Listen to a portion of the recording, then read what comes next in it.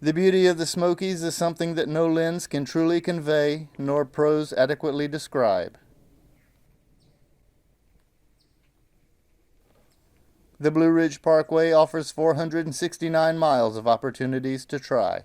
Like the Lickstone Ridge Overlook, land that stretches beyond the distant mountains once belonged to the Cherokee. A few avoided capture and the forced move off to an Oklahoma reservation. Their descendants now live in the Qualla Reservation in the valley below. Up here is a paradise in the warmer months. We've been up here numerous times and I feel I've only caught a glimpse.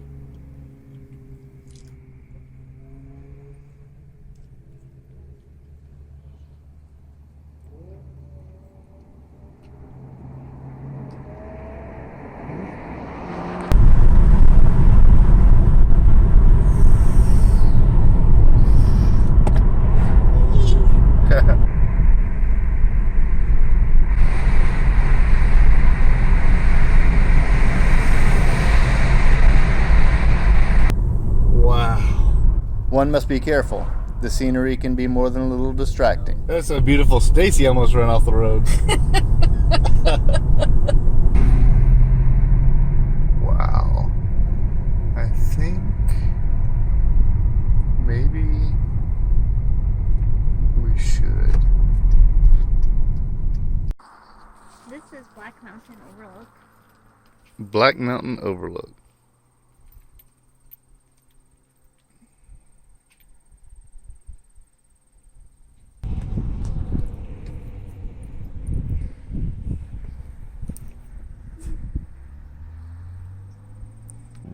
Notice the cloud and the shadow of the cloud on the mountain. Stacy pointed that out to me.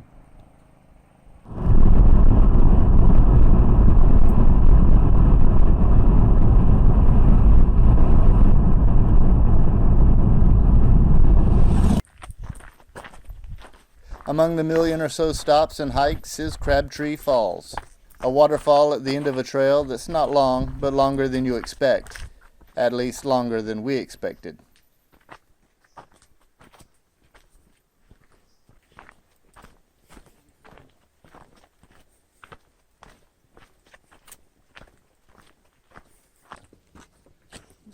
Would you like to go first? Sure. So if I tumble, I can kill you too. Yay, we can die together. It's a good trail. I hear the falls. You're so Tom Sawyery. I am Tom Sawyery.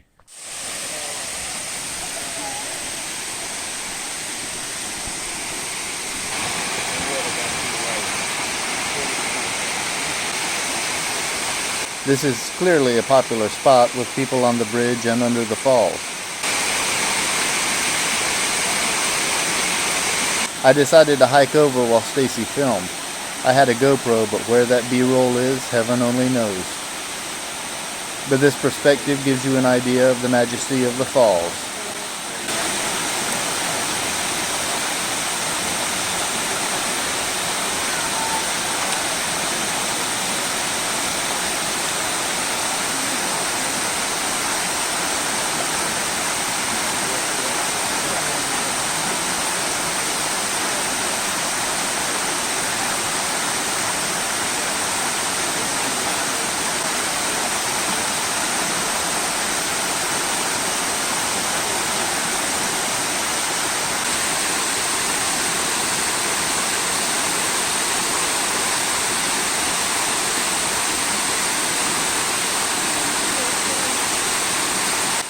We've been to the heights of this region, but there is another world here, at Linville Caverns. We took the tour. It's gonna get dark.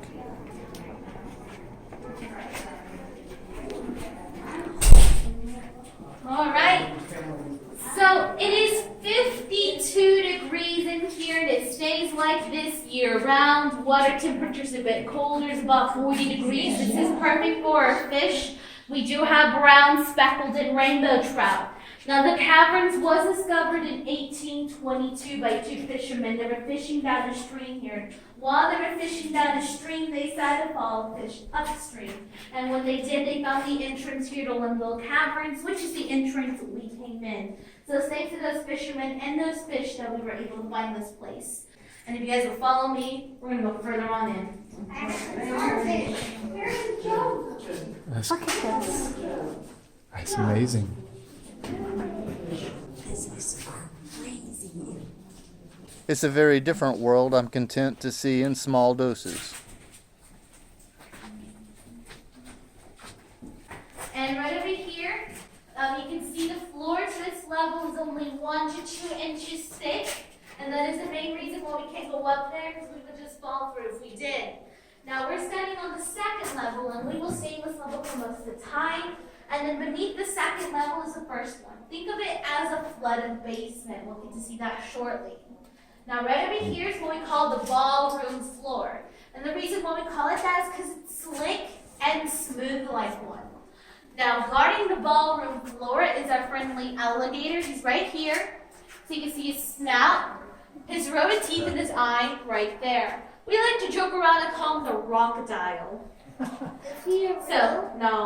So we'll be moving along. You guys will follow me. Wash free hands. Stay close to your left. It does look like a crocodile. I hope you see it. I don't. I love this. Yeah, watch your head. Now, you may be wondering what kind of cave critters we got in here. We got centipedes, millipedes, crawdads, bats, spiders, cave crickets, salamanders. We usually find a cave cricket cavern. Now, our bats only come here during the winter to hibernate, so we don't have any bats in here at the moment. So for those of you afraid of bats, this is your lucky break. Now, we usually have 2 species of bats. We have a brown bat and an eastern scarlet bat. Now, we do have 2 permanent residents, although one of them takes a bit of imagination. So if you look up right here, you guys will see his head there, his wings opening up. He's kind of swooping down to get his next meal. Now, this bat formation is actually a flowstone that we are looking at. So you guys can see this flowstone nice and long right here. I don't see the bat either. I may have at the time, but it doesn't seem to have translated. There are all kinds of neat KV detail. Now, if you look up right here, you guys will see a stalagmite. So a stalagmite just might reach the ceiling one day. So stalagmite, and you can remember this, up towards the ceiling. And there's a bit stalactites. So we have 2 stalactites right That's here. walled These are in. counterparts of stalagmites. You guys want to move up just a bit? So stalagmites, it grows down from the Be cool to know what was walled off. down towards the ground. Not only that, but it holds on tightly to the ceiling up here. So stalactite and stalagmite. Now we have this smooth, flat-like surface of the bedrock table. This is where the original floor of Limbo Caverns ran at one point, before the water slowly eroded it away towards where it is today. So you guys can see the power of erosion here. Now you may notice some smaller shelves along the edges. This is where the floor was at one point as well. So what this means is this entire system, this entire cavern was actually carved out by the small stream that you see here today. This is like what you see in.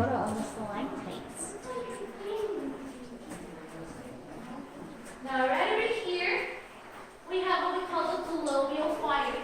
Now this is where deserters from both sides of the Civil War, both Confederate and the Union, would actually come and hide. Now they would hide on a sandbar, and this sandbar would have been one of the only 2 places on the Limbo Caverns that would have been dry. Now before we came in here and installed this nice cement platform, this entire place would have been a river. And the river would have been ankle to waist deep in some parts. So it's a pretty big river, you think about it. Now right over here, this is what it would make their fire. And this fire would pop. Now the reason why is quite simple actually.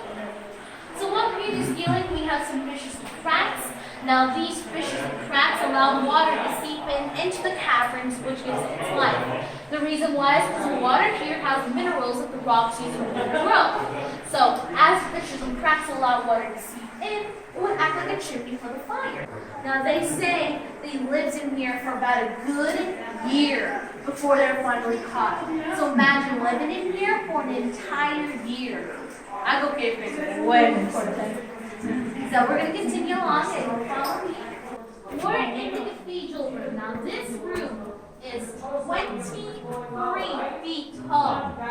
And you may notice that the tips of these stalactites are broken off. This is due to the 1940 flood. So the river in here actually rose so high that it touched the top of the cathedral room, broke off the tips of these stalactites. I've read of people lost and dying in caves, and this is as adventurous as I care to get underground.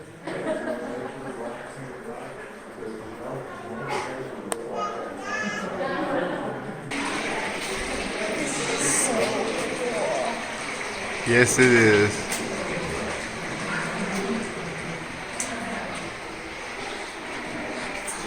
Ooh.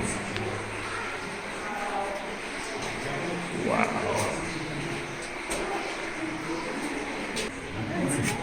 It's narrow right here. Yeah. I think you can get away with touching the wall right here because it's so narrow. Oh, yeah.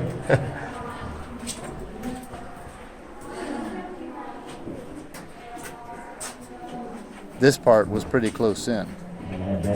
Very low headroom. Squeeze on in as much as you can. Squeeze on in as much as you can. Go all the way to the end. From this point on, you can touch the walls, so feel free to do so. Okay. You're allowed to touch the walls when it's squeezing you, like.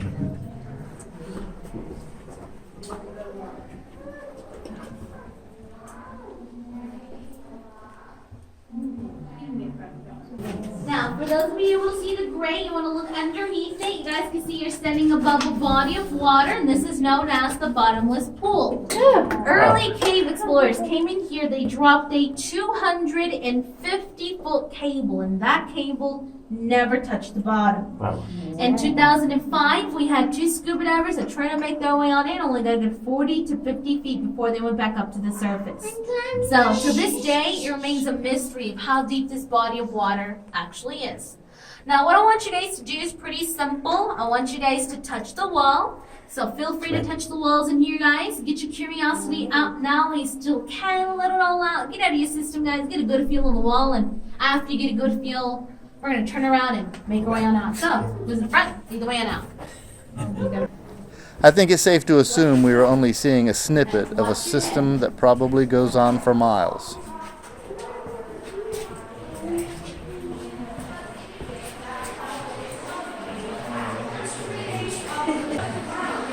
They're making their way. Wow. This is really neat. It is. I'm not sure where to go next. Alright, so what we're going to do is we're going to make a left here.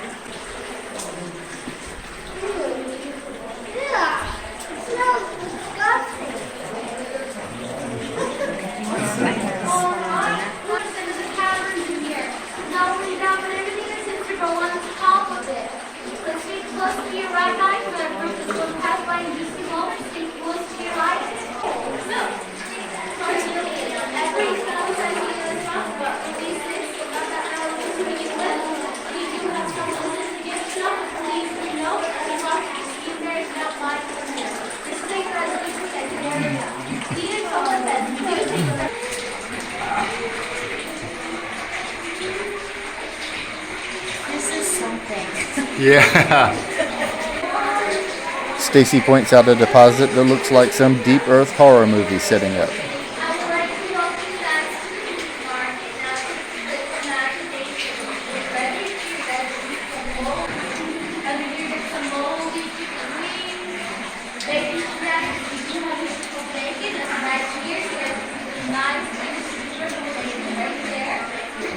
Someone was the first to explore these caves, probably with a lantern.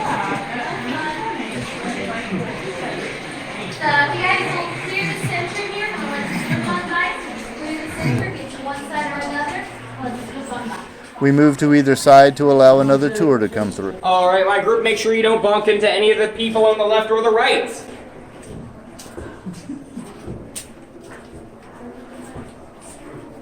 Get your hand up.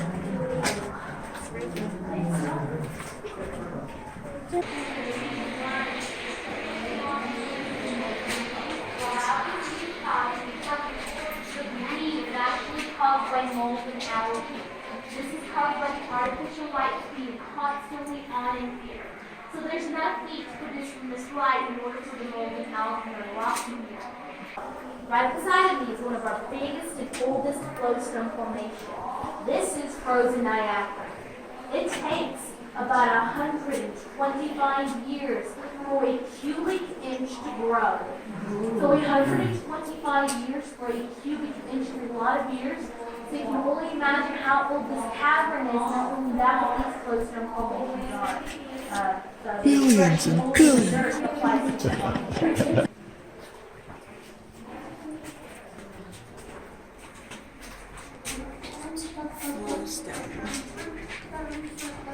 This is frozen Niagara. Yeah, I'm sure this thing is going to chase us later.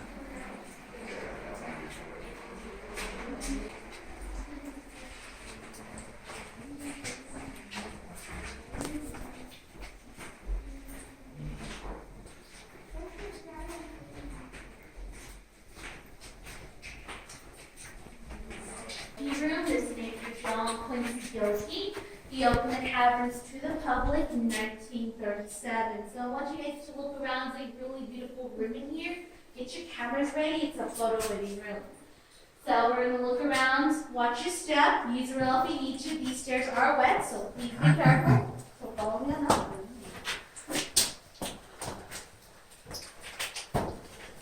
All right, so I get it coming on up.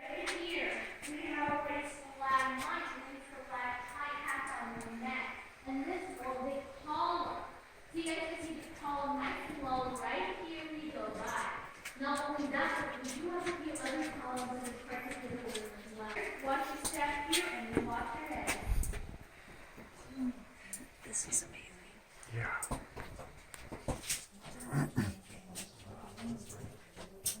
Where it's coming from.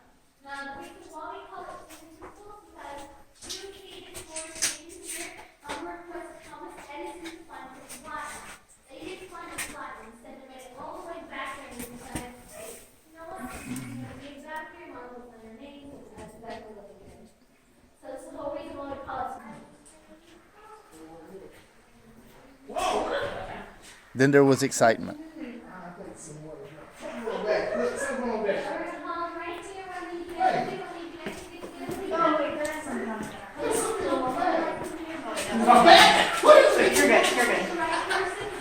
Was there something on it? It looked like a button. This is button. You said it was a... It really looked like a spider though. So the guy thought that something was on his back. Because the water's dripping. And he had a big button in the middle of his back that was brown. It could have been a spider. Oh. Cave life. So I'm going to turn off the lights here.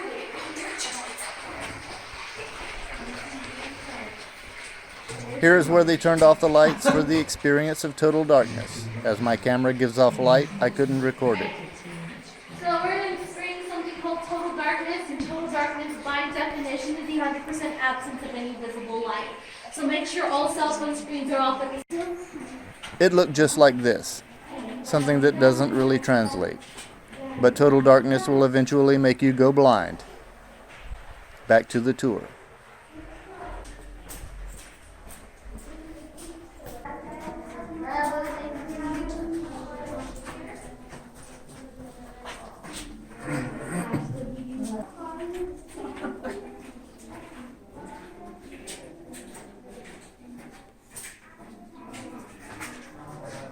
Creepy.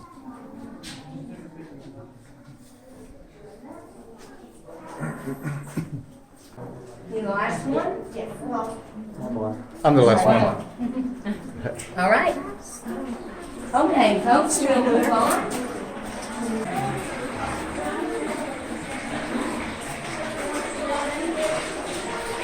All right. Now, I know a lot of y'all got good sounds. We got a little legend about that. It's called Kiss of the Caverns. So for every drop you get, it could be 2 days towards the good luck. So if you need that luck, there you have it. Now I'm not going to be here though, because won't switch from here, and you may see what we call taper going on, as you can see here. Nothing that a hot shower can prevent though. So we're going to continue along, stay close to your right, keep watching your hands, we're almost out. You did a great job so far, you will not hit your heads yet. So hopefully no one has hit their heads yet. Now, you guys will follow me.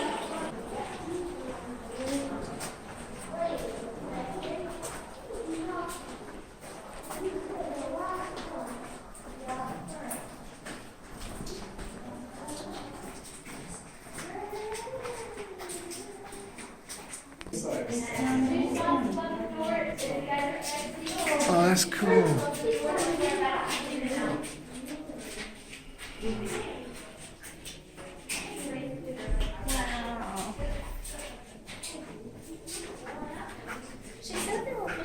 We've come to the end of the tour, so it's back on the road. See you there.